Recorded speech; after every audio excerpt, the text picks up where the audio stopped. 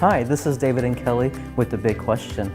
Today we're on site with Guillen Homes in Carnegie Ridge in Denton, Texas. Kelly, we have people asking us about the new home build process. Specifically, is now a good time to build a new home? I think that's a great question, and we're here with Arnold Adams with Guillen Homes, and we're going to pitch that question to you.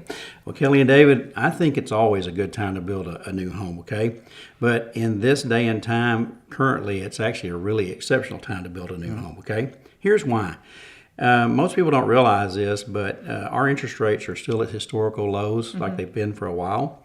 But recently, just as of February, we've seen an uptick on those rates a little bit, okay? They've gone from the threes, upper threes, to the mid fours in some cases.